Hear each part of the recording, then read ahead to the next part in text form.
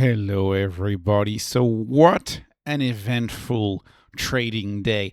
And you wouldn't see that from looking at the stock performance of the NASDAQ or S&P slightly down on the day.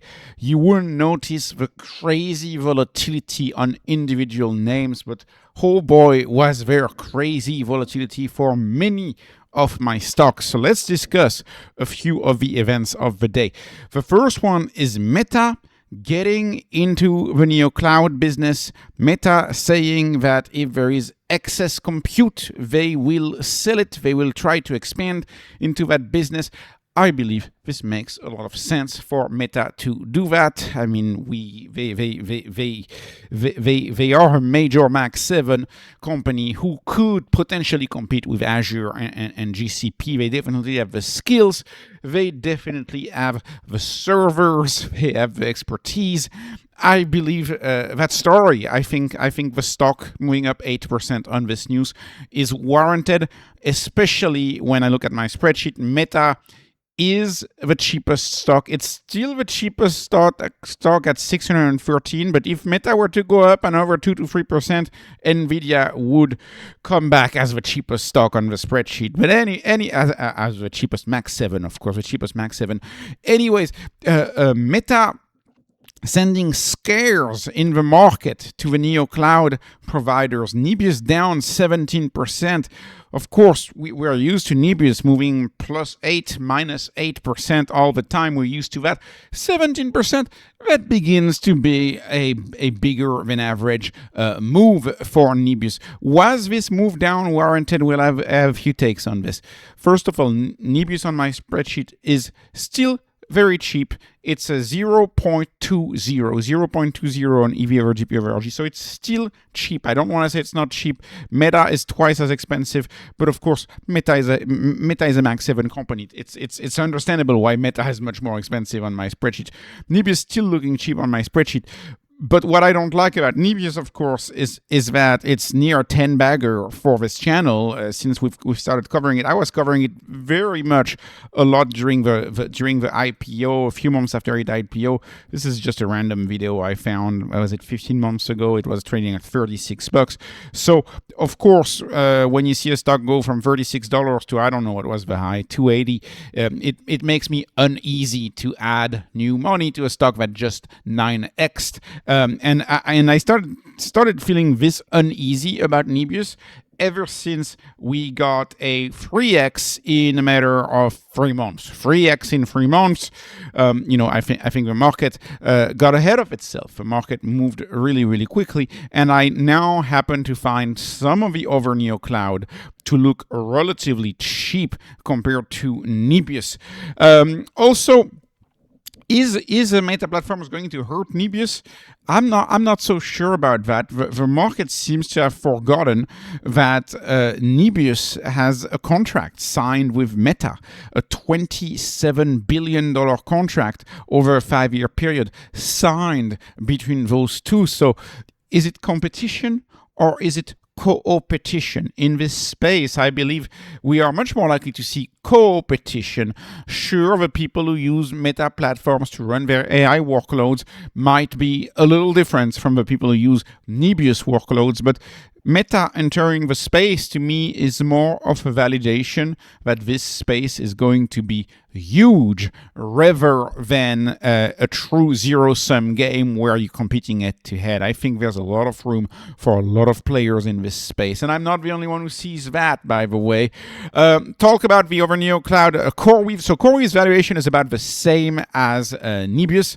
So to me, it's more of a mix and match type of story. The issue with CoreWeave is they have a bunch of debt. Nebius will have a bunch of debt too, though. Right, Nebius will have a bunch of debt. CoreWeave has a bunch of debt. IREN, they will also have more debt. IREN, I would tell you, I think looks relatively cheap right now. I mean, IREN is roughly a 2-bagger. Maybe a little more if you go back to when IREN was trading in the single digit, maybe a 5-bagger, but it's definitely not a 10-bagger like a Nebius. And I think as we move to the application layer, one of the things that I like about IREN a lot is the amount of energy that they own. They own access to a lot of energy, sure, concentrated in Texas, but they own access to a lot of power.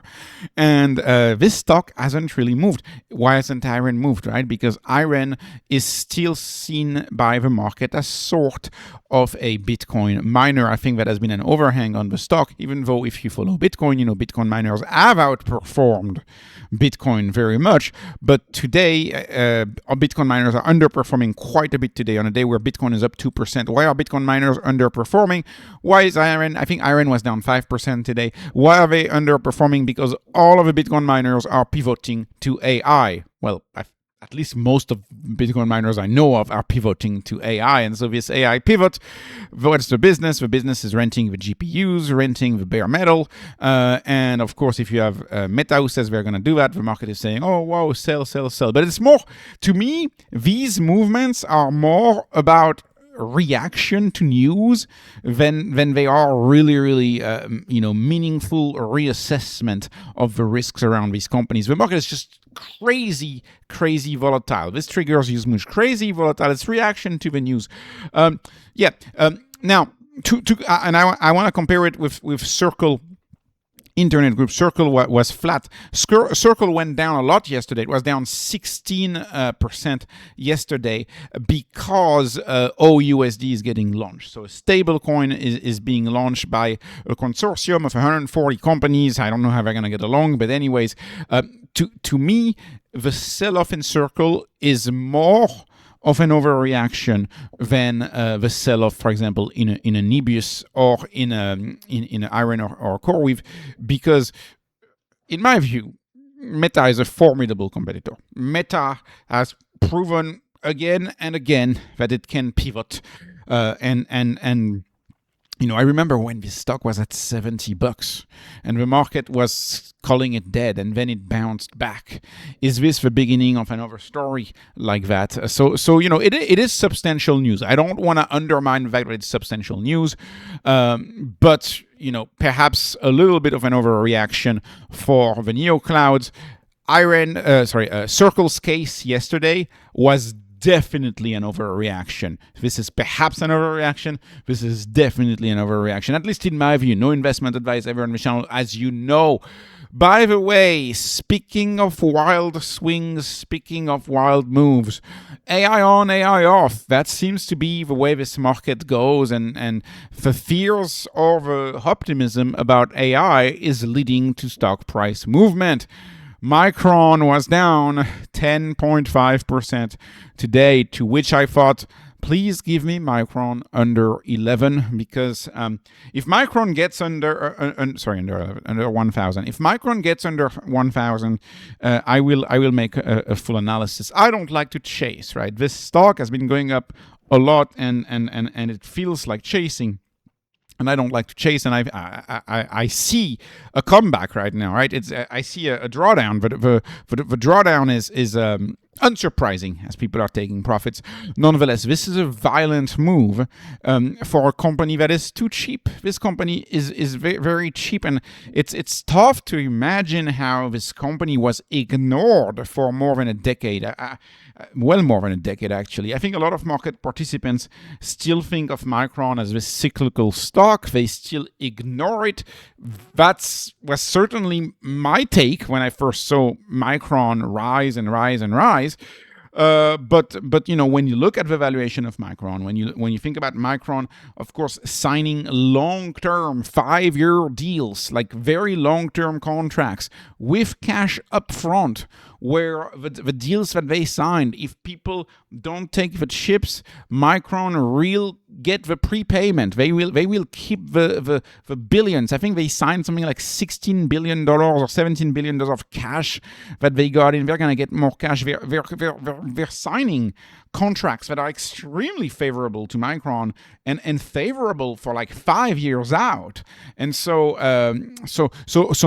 Micron's move is looking like Nvidia's move in the early days, where people were flabbergasted about NVIDIA's price movement. People didn't understand how this company had been not doing much for a while, and then it ran. And so I think Micron ran a lot recently. But I also look at the valuation, and when I look at the valuation on my spreadsheet, I have the highest rule of 40 for Micron. So who are the peers, right? And they're not exactly the peers. I realize Micron's only memory, and of course, NVIDIA and Broadcom are more like custom chips for Broadcom, GPUs, of course, for NVIDIA. NVIDIA is still the leader in the space, but Broadcom's likely going to take some business from NVIDIA. Now, on the other hand, Micron is going to grow hand in hand with Broadcom and NVIDIA. These chips need a lot of memory, and now memory has become the bottleneck. But anyways, back to the valuation. The highest rule of 40, like if these were the same valuation, the rule of 40 alone would lead me to tell you that Micron's a better deal. But when I look into the fact that Micron on enterprise value over gross profit over revenue growth is 3 times cheaper. 3 times, well, okay, 2.5 times, right? It's roughly 3 times cheaper than NVIDIA on a growth adjusted basis. 3 times cheaper roughly on a growth adjusted basis than NVIDIA for a stock which has a higher EBITDA margin. They're literally printing cash, right? Better margins, 3 times as cheap. Better rule of 40. This catches my attention. The fact that the stock did a 6 or 7x in no time, unfortunately, is a psychological block. But if we get under 1,000, I will be taking a serious look for this type of stock. Of course, 1,000 being important psychological levels. But you may say, is that enough of a crazy volatility? No, it's not. The crazy volatility continues today. So today, the market decided that strategy was not dead after all. Strategy trading and Bitcoin is going up again. Bitcoin is at 61,000 as I record this, almost 61,000 as I record this. So strategy up again even more than that in after hours. What was going on last week? Like strategy decided to take a 15 to 17% dip, and it decided to gain it all back this week. This is literally manic depressive Mr. Market. Bitcoin has barely moved. Strategy just took a major dip, and then it just recuperated and went back up. Same for Stretch. Stretch almost in after hours. Stretch closing in seriously on 90. And so, to me, this is a proof that the market is incredibly immature. Or is it the retail shareholders that are immature? Is it wild social media, right? While these big movements are mostly like traditional news, driven by traditional news, all these big movements, if you look at the volatility of strategy, to me, it's because of social media. To me, these crazy moves are because of the sentiment on social media, and retail. Perhaps some people have used the term lettuce hands. I like this word, lettuce hands, of people who don't really do research and get fearful easily. And are very prone to fear that is spread on social media with crazy thumbnails. Because Saylor tweeted this the other day. It's like the fact that Stretch got to 75, or was it 74, is so crazy. When at all point in time there was 3 times the cash backing Stretch. Like Stretch is backed by $300. There's $100 par. It's backed by $310 of Bitcoin. Even Strife was dumping, and Strife is a $100 bill backed by $900 of the company. And you had people saying, "Oh, margin call is imminent," without doing research on the stock. And so I don't even want to say Bitcoin is doing better. It's barely doing any better. It's at 60,755 as I record this. So barely doing any better. But strategy is 17-18% off the lows. So this leads me to believe that a lot of the lows were simply due to the immaturity of a shareholder base.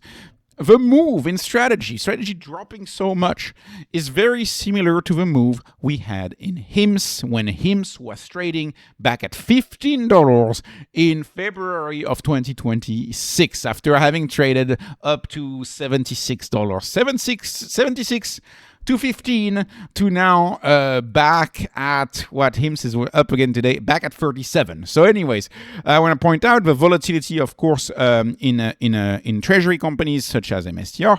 It's also the same volatility on, for example, Solana. Solana doing very well. People thinking, oh, okay, Solana is not dead after all. So Solana is almost back at 80. And so you have Forward Industries, which is the big Solana data that I like. It's back 12%. Crazy volatility. This is what I've always said.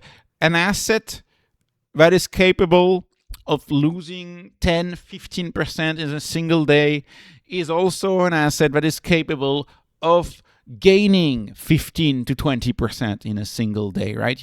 You don't see that on low volatility stocks. Unfortunately, volatility is the price that somebody has to pay for high returns, right? To go back at the start of the video, Nebius is a clear 10-bagger. Go look at my videos from 2 years ago on Nebius, a little less than 2 years, like a year and a half ago. Like, it's a clear 10-bagger. The reason why Nebius was a 10-bagger is because it has days like this. Because it has days that, and Nebius has had crazier days. And the same story for strategy. It has crazy days. And so that's the volatility over the long run is a sign of potential. A volatile asset is a very high potential asset in general. And so this shows, again, this crazy volatility, if you can withstand it, is a gift. To quote Saylor again, volatility is a gift to the faithful. Because you gotta stick with it. You gotta be okay with the emotions. And I kind of romanticize these emotions on this channel because I make these videos where I complain about the volatility. But I do this for the channel. In periods of crazy volatility like last week, if I hadn't had the channel, I would have just turned off the app and deleted the app, and maybe even deleted X, and I would have been in the forest, right? I comment for volatility for the channel, but it's crazy. It's crazy. Anyways, finishing up this video, talking again about volatility. All right. Okay. All of the cheap growth stocks were up today. I don't know what to say. And up a lot. Oscar was up almost 12%. HIMS was up 8%. ZETA was up 6%. Reax, so that's real brokerage, up nearly 9% today. I didn't put Reax valuation in there, but Reax valuation is actually roughly in line with Oscar's valuation right now. So Reax, in my view, has no business being this cheap. Reax, some comments from the Fed chair in Portugal might be a reason to explain why Reax was up today. But then again, it could be the market just coming back to its senses and actually assessing the valuation of these companies yet again. ZETA has been unfairly sold off as a SaaS company. Well, it is not a SaaS company. It is in SaaS ETFs. And so people don't understand ZETA, don't understand the moat, don't understand that it's a AI graph that tracks 1 billion people and can target marketing and deliver marketing to 1 billion people and follow them through their native digital experiences. People don't realize that, and so the stock is trading at 0.17. Stock is being dismissed. Of course, the stock that the market loves to dismiss the most is HIMS.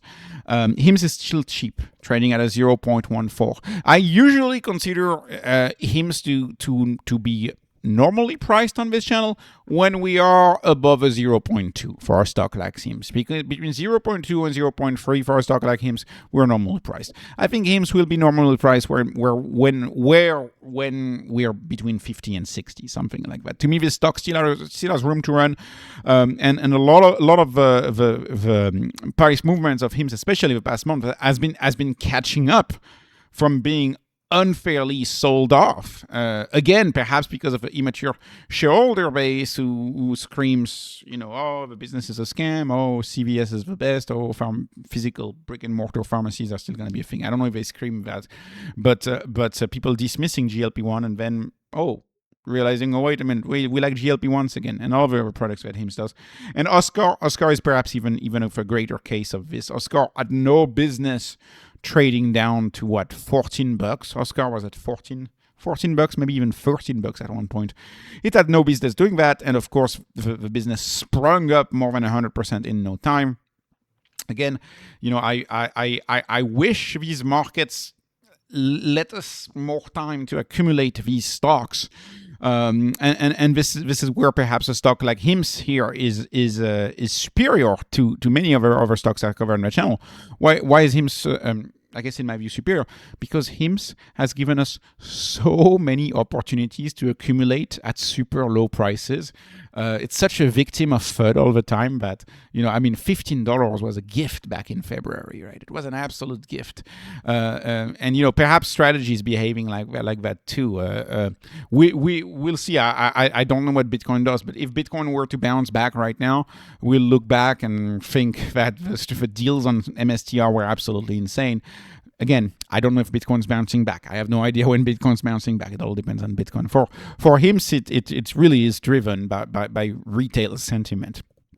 These four stocks here are way too cheap, despite the crazy movements. So anyways, volatility is alive and growing. Alive and growing.